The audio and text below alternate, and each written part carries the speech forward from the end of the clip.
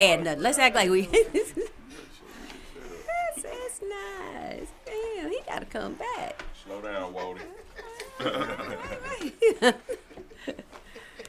I like people who bring stuff. You say that again. I bring stuff all the time. I like people. Yeah, lay this up there. Okay, did I get that? Okay, here we go. All our goodies in the bag. Oh shoot. Oh, and then a bracelet. Here. We trying to put all our stuff. Notebook gonna come in so handy, bro. I love this, and they got the little tabs. Oh, this is my favorite thing. Put this right. Put that right. Appreciate it, sir. Like that. Oh yes, Appreciate thank that. you so much. That's a great gift. This is so Thanks. nice. You could have Right just had the on, one boss. thing. Thanks. That's all. Glad y'all like it. Set your back like, yeah, put the bag up, huh? Phone hold. He can get this one. You need another. I just got You a got personal two. account. Phone. I got a personal account and a business account. It's got stuff on the outside. What is it? I'm gonna Looks indulge like right reefer. now. It's Right now. Let me see that. I spill it, Keith. Let me see.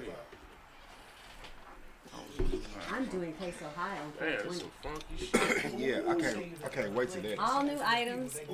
I'm introducing items and a I'm gonna text it dessert. to you. I'm gonna text you on the number you text me. Damn, that's some funky. Where you get this shit at? Hey man, I can tell you. How you gonna send it to him? No, I can't tell you. Yeah, I always don't sell even you smoke. devices. Yeah, I'm finna You find out don't? what that's doing right there. Don't go to sleep now. You go to sleep, I'm gonna fry egg on your head. Is it gonna put him to sleep? Probably will.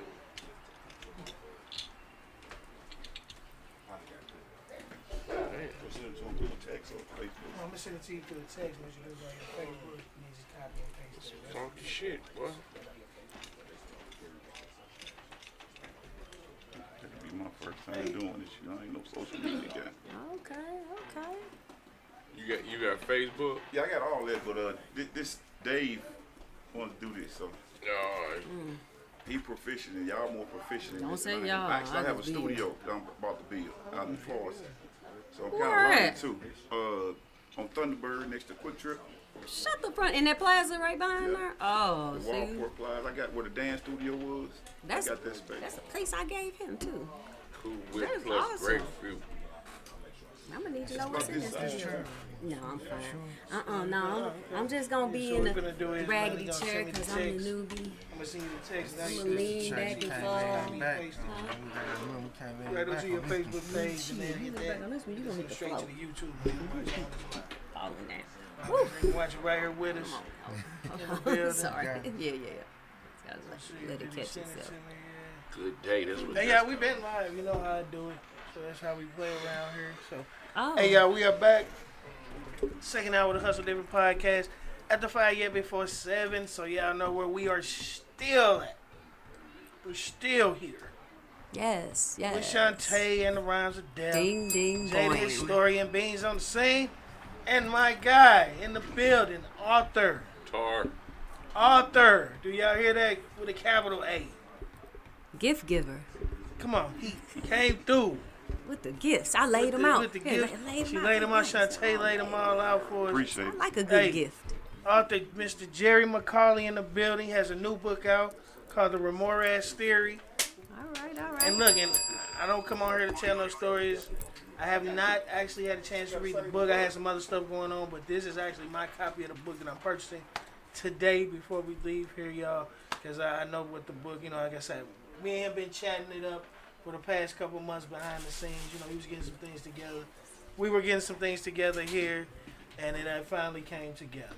So I'm loving it that we're having a lot of the black authors on, showing that outside, making a TikTok, you can actually write a book. You can write a book. QB Book Club. Hey, I ain't gonna even lie, That's man. some different. All these authors influencing me to write Hey, my come book. on, cool. Come on, cool. What you? I'm just being like, I just read your dissertation, man. Like when we got the information that you was coming, and it was very moving to me. Just the truth and just what I could find on Google, and it was just about how you had that information, but it took you a while to even tap into it.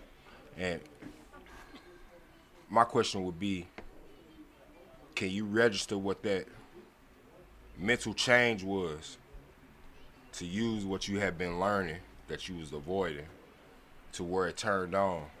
Like, what was it, a life thing? Was it a personal thing? Was it being down with, like, what brought that mentality for you to be like, nope, I'm gonna take all this I learned and I'm gonna put it to action. And now I didn't put it to action, now I can give it to others to help them with their actions. And I'm really curious about that. Actually, everything you just named, actually. More personal, my mom became sick last year, gravely ill. And prior to her being gravely ill, she pushed me to read my book. Like, where's this book I'm hearing about? What a book, what a book, what a book. So I gave her the manuscript, so she threw it to the side. Didn't pay attention to it. So I tried to get her to read it. She would never read it. She said, I want to read a book. You just gave me a stack of papers. I don't know what the papers are. So, but anyway, make a long story short, she ended up getting sick, and it was a real dark hour for me to say, like, I can't have my mama to leave this earth and not give her a book. So while we were dealing with her situation, it kind of drove me to complete the book, because I had been writing the idea of it for like 10 years or more. I first established 3 different companies in one day because of my mom. And pretty much the book is about refining opening a company. I just opened companies, and they were pre-revenue companies. What does that mean for those Pre-revenue people who's not generating income in their business. There's a lot of people that start businesses and they just be business, right? They just sit there. So my book today is about going to the next step after you open your business. You want to make sure that all your I's are dotted and all your T's are crossed, right? The secret to the book, although I discuss credit from his world. Dave, the first person sold me a brand new car off the showroom floor too, though. But I learned about that, the mystery of credit process. So I had to learn that, and I don't really discuss much about that in the book because it ain't about that necessarily. But that's a path towards you being with your I's dotted and your T's crossed in terms of being a successful entrepreneur. When you read the book and you go through the lessons and instructions of the book, you will be set up, and it's the secret of it. You will be set up for business and personal funding. And that's what's real important for people to understand when you open up a business. Even the companies that are pre-revenue, if you're pre-revenue, I'm still showing you the proper way to go and seek funding to go and engage into your endeavors that you aspire to. So that's why I named the subtitle Aspiring to Entrepreneurship. And I have a chapter in there, and I want to engage people that read it. My favorite chapter actually is about entrepreneurship versus job. This has been the most controversial discussions that I have with people, because if you ask the average person in America, they'll tell you that, well, you need a good job to pay your bills, right? So I would retort that you need a good business to pay your bills. So I'm kind of like challenging the status quo and having you look and think different in terms of finance, more or less. And over here in America, like when we were kids, we taught about the clock. Soon after we learned about the numbers. And you got to wonder, like, why are you teaching kids to tell time as kids, right? And to me, you program them. Just talked about that. You train them to be in a system that they really don't know anything about. At the same time, you train them for that particular system, train them for some independence, train them for some empowerment. And that's really what my book is about as well, about empowering people. As Dave can tell you, I like to put people on. I like for people to be in positions on your own, to do your own thing and to be successful in doing it.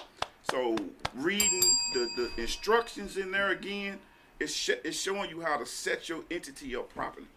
It's teaching you about the NAT codes. It's teaching about the SIC codes. It's teaching you about the difference between trade lines and trade references. Trade lines, for example, is personal vendor accounts on your credit profile, right? Trade references is personal vendor accounts on your business profile.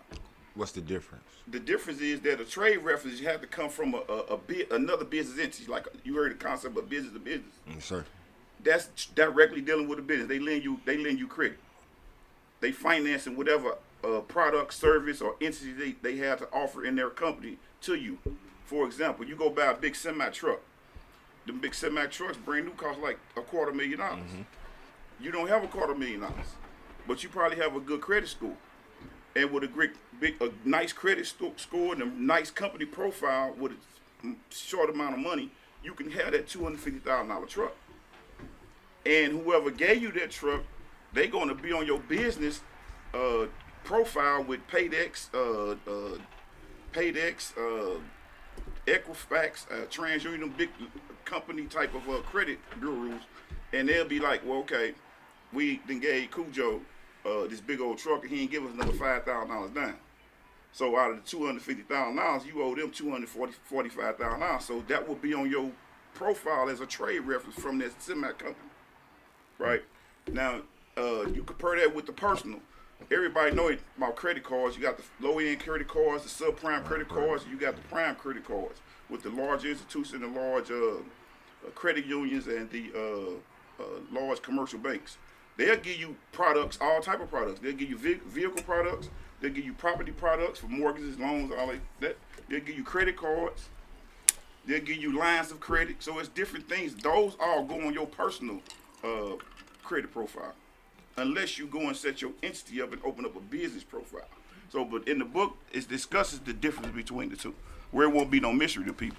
And because that's the whole thing about being taught. Most of us be introduced to entrepreneurship when we older, when we done been in the job market and it failed, and we don't have nothing else to do. We ain't trying to go to the streets. We ain't trying to do nothing to violate the law that's going to put us in some type of jeopardy. Then you say, well, I'm a hustler. What kind of hustler are you? Or you're a beggar hustler, or you're a hustler that's going to go get it. Like, right? So that's the difference between a person working to me and being an entrepreneur. So it ain't just like, well, you going to McDonald's, working in corporate America. You going to down to Wells Fargo or somewhere like working in corporate America. Those are corporate entities that I discuss in my book about them are sharks in the industry, right? And the remora, because that's a big question that people have. Well, what is remora? People don't even know how to pronounce it. It's remora. I add the S on there just to be sexy a little bit, like to change it a little bit. So the remora, right? So, but the remora is a dorsal fin fish, right? Not explained in there that travels in the ocean with large predators. It's a symbiotic relationship, predator host. So don't nobody want to hear nothing about no predator, being a predator, nothing like that. Nobody want to hear anything about it being a host. So I named the fish. I named the book after the fish. So the fish is a small fish. It's about this long, about 2 or 3 feet, compared to an 8-foot shark or whatever.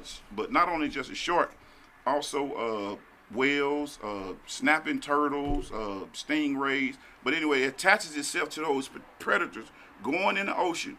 And as it travels in the ocean, and in my book, the ocean is the marketplace. And mind you, the shark is the large entities or whatever. So as it travels with the large predators, it's assisting the predator to be efficient, right? And the example of that is like Home Depot, Lowe's, Sam's, Walmart. People look at these entities and say, well, these are large entities, but they are large entities because of us, because the entrepreneurs, because of the remora. Attaching, they provide the products to them. And the employees provide the services, right? And the brand just sells itself. As I was coming over it, for example, I'm looking at all the fast foods on the way over it, right? And we look at these fast foods. We got Hardee's. You think of Hardee's. You think of Arby's, McDonald's, Chick-fil-A. All these brand names, right? They wouldn't be nothing without a remora. Yeah. They provide a service. Franchise. Right? They provide a product, right? But in most cases they don't make them things. They bound from other small entities. And those small entities allow them to be efficient, right? So, but that's why I discussed the way I discussed about the strategy, the theory. That's why I named it the remorse theory. I want you to find a shark in the industry and learn to attach yourself to it. You ain't trying to compete with it. You ain't trying to be a shark. Somebody even asked me a question before. Well, can you be a shark? Well, I mean, if you can turn yourself into a Sam's, or if you can turn yourself into a Walmart, you can turn yourself into a McDonald's. Yeah, you can be a shark. But until then, it's cool to be the remora. Just find something to attach yourself to. Hey, Jerry, I got a big question for you. Sure. I haven't had the opportunity to read the entire book, but I do understand the concept, and it sounds like a great concept. How would you explain that to these entrepreneurs? Because what it pretty much sounds like is this is almost like an incubator where businesses that are already established, even on a smaller level, are able to achieve mentorship through businesses that are a little bit more established. But how would you a direct question, how would you explain to them how would they navigate around artificial intelligence? Because that's eliminating so many sectors right now, and it's deeply entrenched, a lot more than what the average person may think. In what respect, though? So I want to make sure I understand your question. So whereas you're stating that, okay, these businesses, they can be in Amora, they can attach themselves to larger companies, or we are the Amora, but there's so many different layers that are being eliminated with the use of artificial intelligence. Because basically you can tell it what you want it to do, and it'll do it for you. Yeah, but that's different though, bro, because like what he talking about is action. He's talking about you putting your foot forward. What you talking about is when it comes to writing papers and No, because I'm asking. I won't apply to what I'm he's doing. asking him how would he address that, because this is the market that he's going to be encountering and that he's working with. How are you going to address the fact that artificial intelligence has expanded way past just what you just said?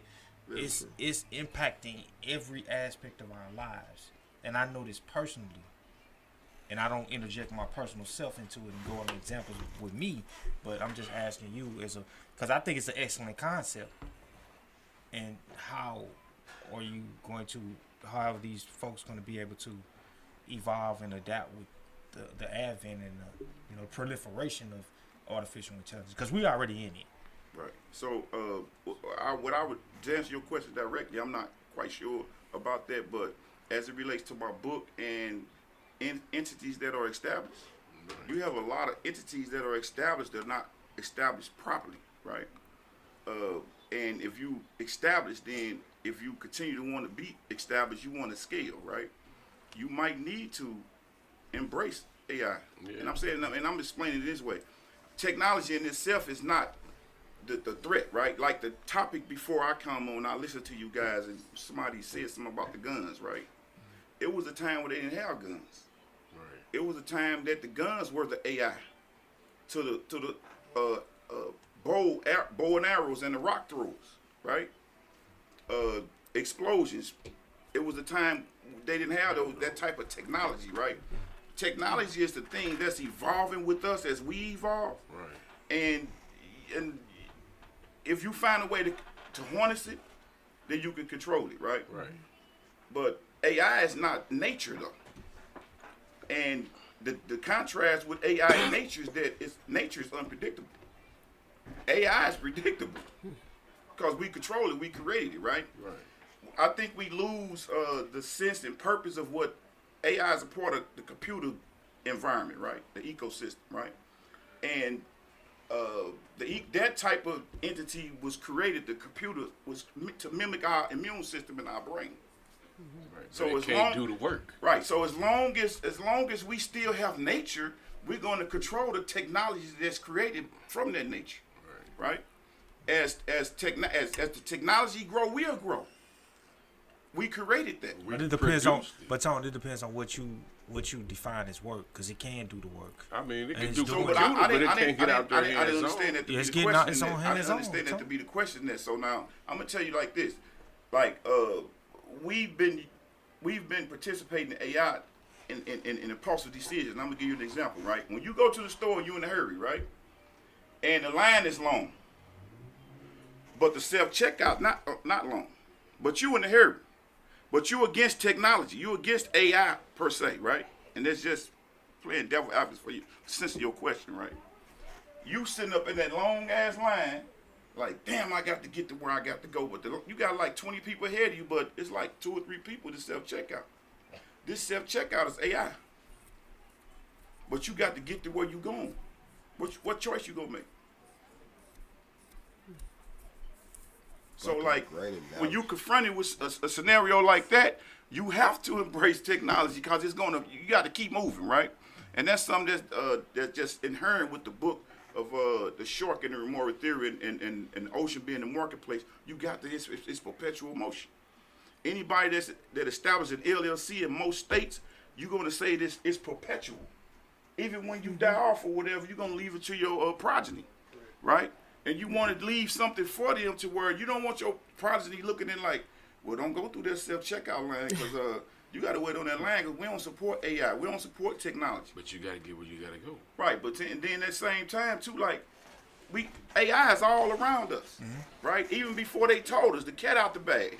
That's why they got rid of all the lead paint. You have to learn the electric vehicles, the self-autonomous vehicles. Like, you know what I mean? You don't know what's in those vehicles when you riding down the road. You trying to go where you going, right? It's a sense that, like, if you against the AI technology, right, to address it, and I don't want to, you know, I'm gonna close it up with this, but when you traveling and going somewhere on the road, and you don't look over and you stay focused, you safely get to where you want to go if ain't no collisions, accidents. Same thing with the AI vehicle, the self-autonomous vehicle. It's going to get to where it's going, right?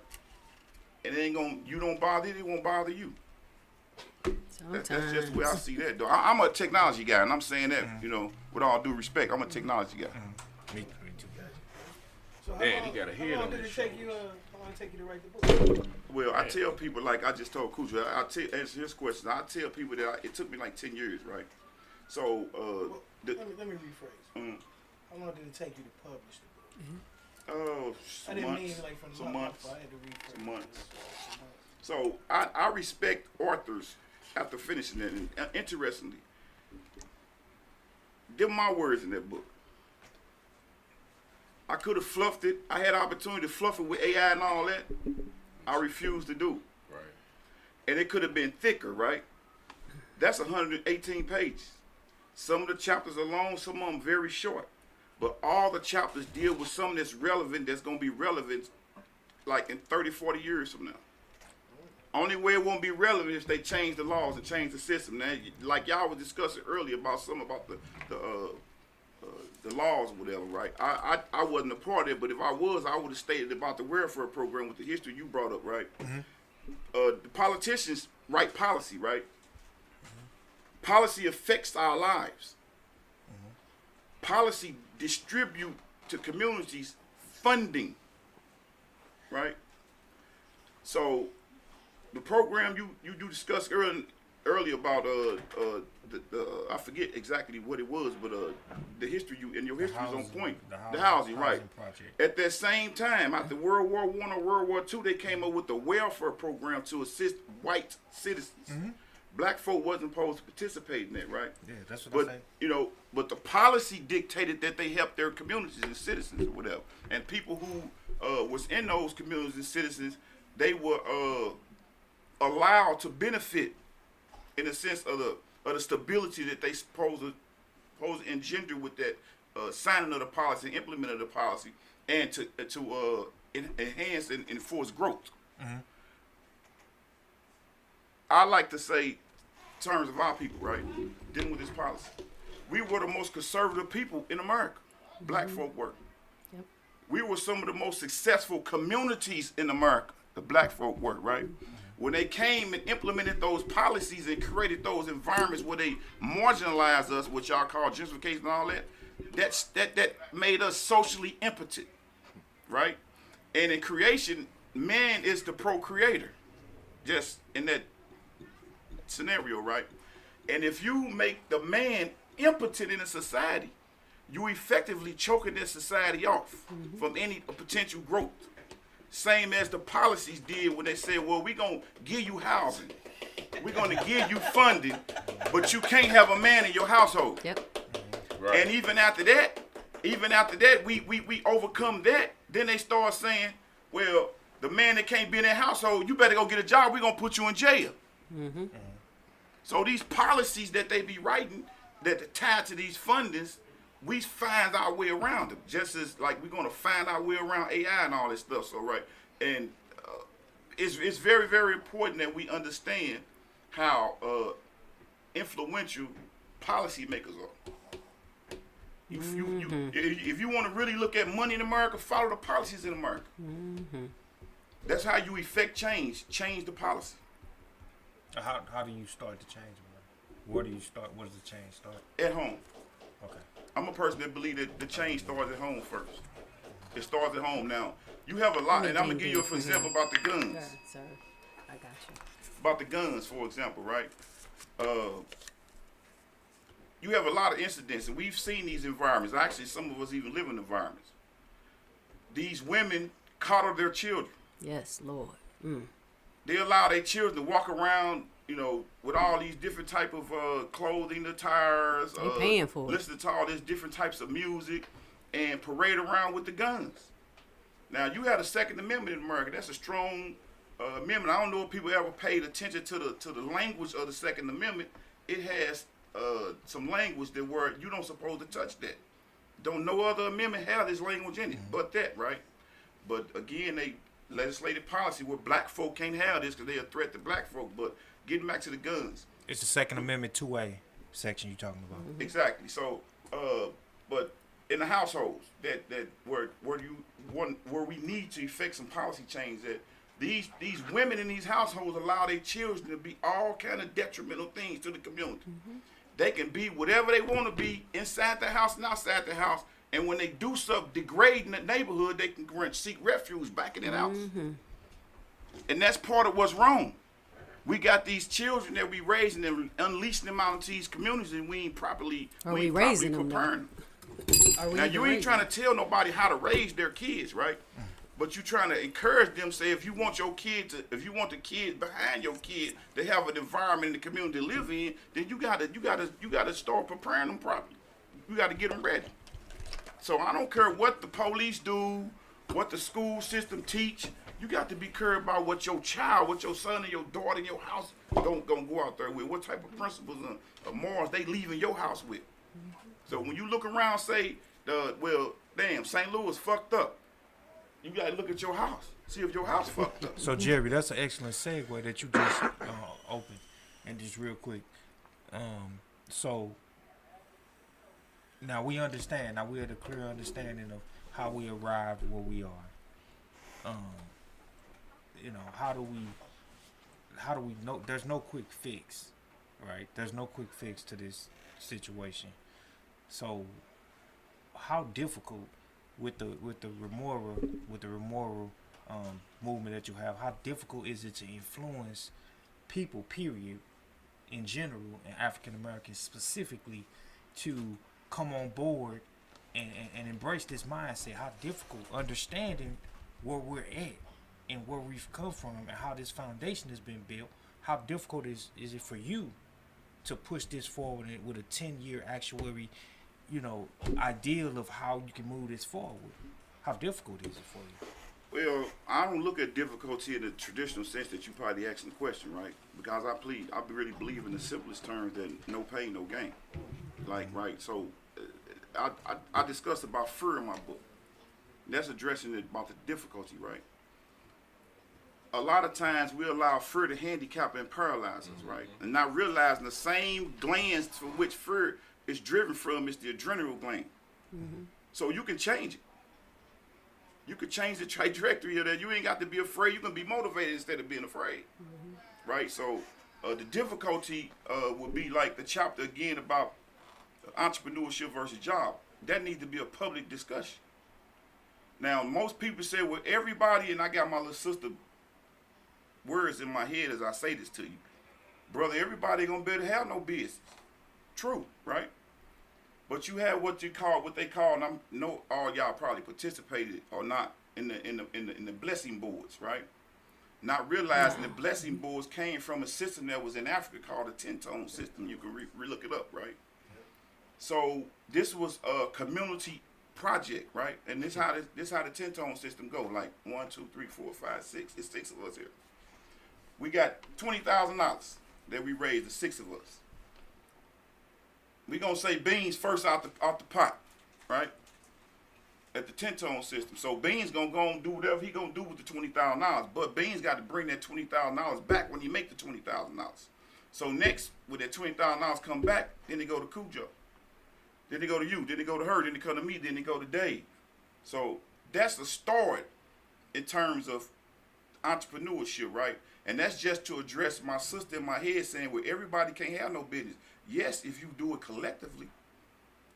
Entrepreneurship don't have to be singular or independent or selfish. It can be a community. It can be a group. They do it with the credit unions. Those are not commercial institutions owned by some mysterious people. Those are owned by people. The same thing that we did with Wall Street. Black Wall Street. We did that. That was an example of the 10-tone system. That was an example of collectivism that everybody can have a business. So, but we buy into the concept with the notion that you have to get a job and work. That's a slave mentality. And go back to the clock with the kids. They teach kids numbers and then they throw a clock in your face. So you never see the clock again until you probably get a job. Right? And the most precious resource all creatures have, especially the ones that's supposed to be the most intelligent, is time. So why is you stressing us out with something on the wall on our wrists about where we got to go and where we got to be, right? That only matters when you're on assembly line or when you're working in a factory. Because when you off work, you got to take care of your family and your house and your kids, right? Until you got to do it again the next day, you got to go back to that plantation and burn your life, your precious time to that clock. Me, I'm a more relaxed person. I'm a more of a maverick in that sense that where learn about entrepreneurship, learn to be self-sufficient, learn to be reliable, learn to be a resource and an asset rather than a liability. Be your own So, boss. let me ask you a question. So would your ideal environment be everybody be an entrepreneur? Absolutely.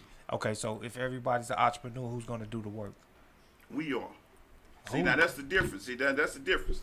Now, so like you got this Jewish maxim that states that it's better to be a earner than an employee, right? So the challenge that I get when I talk about entrepreneurship versus job, I could have said entrepreneurship versus work, but the message would have got lost, cause it's going to be work put in. Right. I ain't saying you're not going to work. You don't have to work for a job. You have to work for a check. That's a big difference. Explain, say that again. Okay, you don't have to work for a check. Okay. You can work if you're an entrepreneur, you producing your own income. You paying yourself. You also paying your employees. Now, ideally, most people ain't gonna want to be no entrepreneur. Most people want to be in a system where they want to work, right? That's on them. To answer your question, though, I believe and I aspire for everybody to be entrepreneurs. You don't have to do it individually. That's what the message get lost on that. Make us work together. Even what he was saying about the land, right? If you don't want to be in a collective entrepreneur type of setting, invest in some land. And then work on that land yourself. Right. To build your community up, brick by brick, block by block. Right? And we do it. Every time we go punch the clock, we building somebody else's house somewhere else. Shit.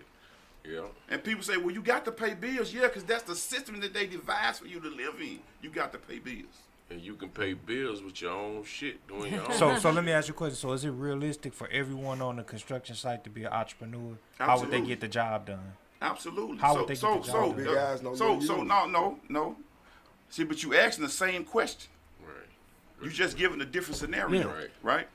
And my answer gonna be the same. A collective entrepreneur program. He's saying everybody should be entrepreneurs, but everybody don't want to be entrepreneurs. Exactly. So you're gonna have workers. You know what I'm saying? Because some people be like, you'll say, man, start your own business. That's too much work. You're gonna have employees. Yeah, you're gonna have employees. You're gonna have people that don't want to be entrepreneurs. But I said, I said even in in the that sense, ideal, you can have everybody's employees an that entrepreneur. invest in the company. I said and in make the them ideal, entrepreneurs as well. but I said in They the do it with 401k program. That's what it is. But I said in the ideal, You own a part if of the everybody company. was entrepreneurs. You ask the same So question. you The work think would that- stop. It would stop. That's the quick answer. It would stop. If everybody was entrepreneurs, it would stop. It won't I stop. said ideal. I didn't say. So How would you say I say ideal? something. Because I everybody said don't want to ideal. be Yeah, a no, I what resist That's that. why You know I what asked happened? him what his ideal That's how was. Black Wall I Street. asked him. I said, what is That's how Black Wall Street No, happened. because That's what he why I doing, asked, though. what he doing, he convoluting my answer with his question, right? That's the question. So everybody, let me rephrase that. I'm to understand then that you saying everybody can't be an entrepreneur, right? They can't. The work will stop. Why? The work will stop. Why? It's not feasible. Why? It's not, because you got to have an abundance of people to get the work done on a huge project. And if everyone's an entrepreneur, then you have everybody being a boss, and there's no workers. The work's not gonna get done. So have you ever? Because let me ask you a question. Things are based on incentive or punishment in this society. So if you incentivize people to work, then they're gonna work hard. If they don't work, then they won't get what they need. So if you have everybody, it's just like everybody wants to be the chief, but no Indians. See, but you can't what I'm win saying, that way. what I'm saying, In the ideal society, it'll never work. I don't Never mean to got cut it. you off, but I have Go to ahead. cut you off. Now you the guest. Go ahead. To say this, right? You convoluting the concept of entrepreneurship, employee, and work. You convoluting it. So you saying that I'm saying that everybody should be an entrepreneur, and you saying they can't be an entrepreneur because somebody got to work. No, I asked you. No, Your ideal environment. It's And you said yes. But I'm asking so we can have for understanding. That's what you presupposing. That's what you're stating, right? Yes. And I'm gonna answer it again. Because you're an entrepreneur don't mean no work won't be done. See, you convoluting the words. Okay, here. Right. I'm an entrepreneur and I'm doing the work. Hold on. For Okay, real. So Okay, he thinks somebody finna be in a big office in the back somewhere and everybody gonna be down there slave. No. So No. let me try to help you out. So in a restaurant, you got a general manager, and on down the line. So who gonna be the waitress and who's gonna be the boss? The one that hires and fires people. The waitress don't hire and fire nobody. Right. The waitress don't cook the food. The waitress don't do none of that. So you gotta have a waitress to cook and all that stuff. So as far as that goes, he's basically, so if everybody's an entrepreneur, who's going to be the waitress? But again, so because I'm gonna answer that. Go ahead. But because you're an entrepreneur, don't mean work won't be done. I think he's Work got to delineating be boss versus Right. worker. So bosses But be out there Let taking me it. let me have say this. another business. Let me She could have- no. So let me say this. Look at and if you ever read Rich Dad Poor Dad, Robert Kiyosaki, Yeah. he discussed in 10 Things You Need to Know Before You Quit Your Job, that book. He discussed in that book about systems. It's very important because I just discussed it in my book as well. Systems. He questioned, and that's what you rephrased for him. Systems. System dictate quality control throughout any work environment, whether it's an assembly line, a fast food place, a car dealership. When they hire you, they train you. In any job, you get training. That training is implementation of their system, right? So if you're an entrepreneur, you are responsible for developing the system for your company. I don't know no entrepreneur that don't rely on some type of work being done, even if they have to do the work. So you thinking that because you're an entrepreneur, everybody being an entrepreneur, won't no work be put in. Work gonna get put in by everybody. No, Jerry, I didn't say that. I said that you can be an entrepreneur, but there are going to have to be workers. Remember the first question that I asked you, I said, so what is your ideal environment for everyone to be an entrepreneur? You said yes. And I said, so if everyone is an entrepreneur, who's gonna do the work? That's how Black Here's, Wall here's say how it I like took this it. I'm again, sorry. then. You can be a 1099 contract employee. Here's how I took Yeah, I it know though. what to do. When you were saying And about that's your an sister, entrepreneur. and you were saying about I your guess. sister, It's okay, just we get a independent 10,000 to contractor. beans. We get a 10,000 to beans. Your sister don't want to be an entrepreneur. Beans starts the business. That's her money too. So she gonna go over there and work for Beans. That's kind of how I took what you were saying. It is her business still because it's her investment, and she's gonna go and work. Although she don't want to own nothing, she still wants to work. And is that kind of where you going with that? Because A little bit. I want to say about system again, right? So we work from like to 18 and what's the retirement age?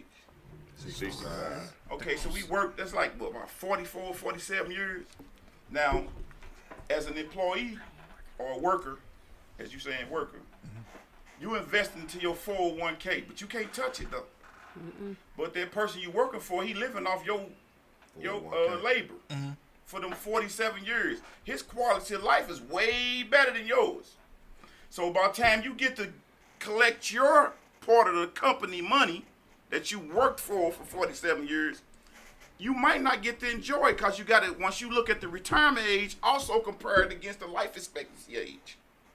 These real numbers. I agree. Statistically, right? I agree. So you doing all this labor that you saying in your account, somebody got to work. Everybody can't be an entrepreneur. And that's what I said. That's rhetorical. And I'm asking why.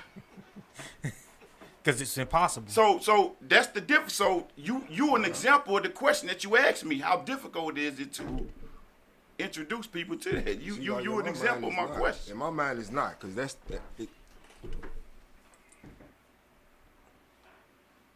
street analogy. That's what you do. You travel from town to town, to country to city to city, to build relationships, to have money exchanges. It's the same thing. Only difference is, well, we finna do these money exchanges within this building, which is a podcast. So every podcast that come in here, they gonna keep building to it. But some of these podcasts getting together, trying to get their own, whatever is going on, right? And those are separate businesses being built off of entrepreneurs because they putting their money into it, right? But guess what? They still doing the work. Like at the end of the day, you still, like, no matter how much you stretch your money, you still got to do something to stretch your money. Like, you can go to work every day, but if you stop going to work every day, your money not gonna keep stretching. If you an employee, if you going to work every day, but you taking that money for them jobs for that first 2 years and you investing it in something, if you don't go to work this week because you got to go make some more money over here, it don't matter, because guess what? I'm going to be all right because I already got business in order. No matter if I am a worker or the boss. Because you got to work to be the boss. I believe in the spirit. And then if you're not sharing the wealth, and you're not sharing the intelligence of whatever going on within that business of those of like-minded individuals, because you're not finna make no money with nobody that ain't of like mind. Right. Some people come in and, I want to help you doing what you're doing. All right, well, if you want to invest after a certain amount of time, then boom. That's now I'm really working different, because guess what? I own this motherfucker too. Or what y'all discussed prior to me coming on about the idea of going out, expansion, urban expansion, right, or rural expansion. You going in fertile, undeveloped territory. It's work to be put in there, but everybody own the work. So, like, another way of saying it, maybe you will understand it, the credit union. No, I totally understand every concept that you're talking about. So anybody that's a member of the credit union, you're owner of that credit union. Did you realize that? Yeah. You know, because you didn't send a lot of people to the credit union. So you understand what I'm saying? We don't want to resist the opportunity for progress. And again, going back to how do we effect change in communities through policy? You got to teach children. Teach them to work. Teach your kids to be employee and work. I don't teach my kids that. They mama might teach it, whatever, their grandmama or somebody else other than me. I'm not going to teach them that. So I'm going to also enforce that they know about entrepreneurship. That shouldn't be like the new thing today as a post-secondary academic learning opportunity. When they teach you about the numbers in the clock, teach you about entrepreneurship then. Teach you about finance. Teach you about currency. Right? So it won't be a struggle. It won't be a difficulty. We talking to some stubborn-minded people who look at a system that they think they can't change. Right? So if you think you can't change the system, then the question going to always be rhetorical in the sense like, why try to do it? Right. Like my mother used to always tell me, nothing beats a failure but a try. So let me ask so you, you'll never know you're going to fail unless you try. Let me ask you something, Jerry. Is there a such thing as a pragmatic approach to things? I associated with a bureaucracy. Yes, definitely. Okay. So, but you got some people that work within the bureaucracy that don't believe in it. They looking for their way out. So, like, again, systems, right? A means towards an end. If you go to work every day to a job, towards saving as much as you can to invest. May say you an inventor, you got this concept or this product or whatever apparatus in the invention where it's apparatus until you get a patent. But you got this apparatus that they've been working on and developing, right? But won't nobody fund it, won't nobody support you. So you got to go into the workforce, get you a job towards the strategy of saving the money enough to afford your apparatus to become a patent and to protect your intellectual property in that sense that then you naturally going to be an entrepreneur. Anybody that creates something into the world or serves a product that the world don't currently know about or exist today, when you successfully get a patent issued by the U.S. Trademark Office, you're an entrepreneur. You're an entrepreneur because they're going to throw so much money at you to build or provide that product or service. Back to the AI part, that ecosystem in space has been so saturated with people that were in Silicon Valley up in California they don't even look to go to college to go get no degree. They just want to get their product or service introduced to the world so they can become entrepreneurs.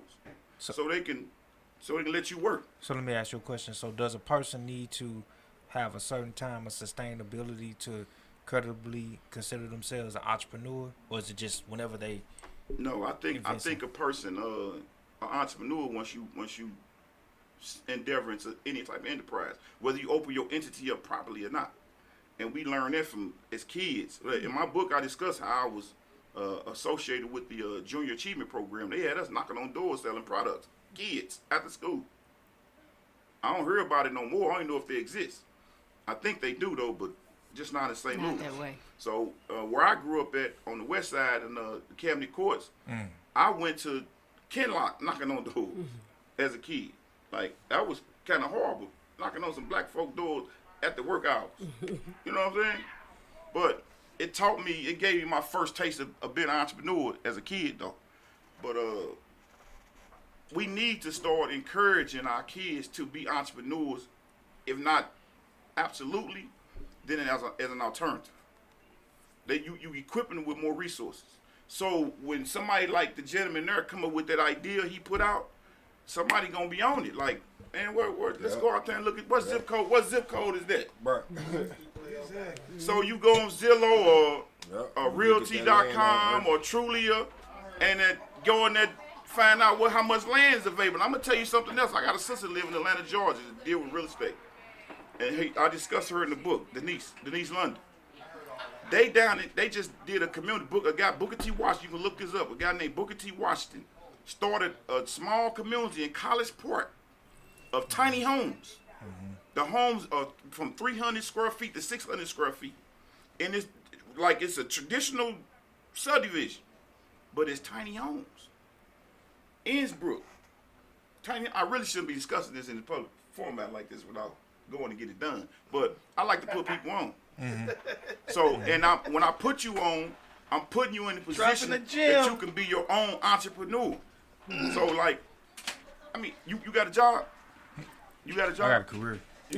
So, people that got jobs, do y'all like the jobs? I love my career. You know what I'm saying? So, well, I respect that. No disrespect. And I say that in the book. I'm not a proponent against jobs at all. But I'm just saying, consider entrepreneurship as an alternative then. It's Side a hustle. Side hustle. Right. So I respect that. So you don't have to be. I don't mean offending. You don't have to be defensive about the career aspect of that. But I'm just saying, we need more entrepreneurs. We got enough jobs. I agree. Right. We need more entrepreneurs because you got a lot of fertile land. Start with the land. I agree, Jerry. They did that from coming from Europe. They took the land to do this experiment, right? And again, they put a system in place. No entrepreneur in the world will survive without a good system in place. Any next time you just go to work, next time you go into business, if you never questioned or looked at it before, look at their system. When you go to the fast food restaurant, they got somebody cooking the food. They got somebody wrapping the food. They got somebody taking the orders. They got somebody doing the shakes, and you know what I'm saying? Somebody doing something, and they was trained to do that. And not only that, the materials that they wrapping the food in, the machinery that they cooking the food on, all that has to do with a system they put in place. And if you look at one restaurant, that's a whole community that was given a job to provide that one restaurant. So it's more than just that employee that you see, right? My thing is that employee should have some ownership. You shouldn't have no wasted labor. You shouldn't have to wait 47 years to enjoy your labor. Entrepreneurship gonna allow you to enjoy your labor every second that you give it out. In a sense, you economically impotent. And men understand about impotence. You know what I'm saying? They already socially made us socially impotent with their policies and programs. Right. So now, when you start to learn and you start to be progressive and start to get a little bit, have a little taste of being a maverick, then they'll change the policy again, increase the hurdles, raise them higher. Move the goalposts. Exactly. But I'm telling you something about our genetics, though. We conditioned.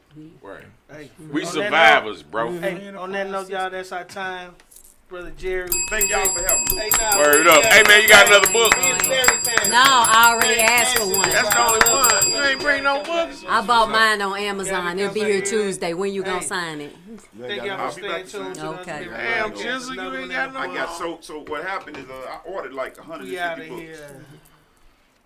I had a book release party. It was supposed to be on my book release party. All of my probably like this. My sister did the swag bag. That's a swag bag she called them. Now I was supposed to have the books there too. So I ordered a couple books. They arrived in a couple days, right? So when I tried to order the 150 books, I had to wait almost a month to get them. And I didn't understand it.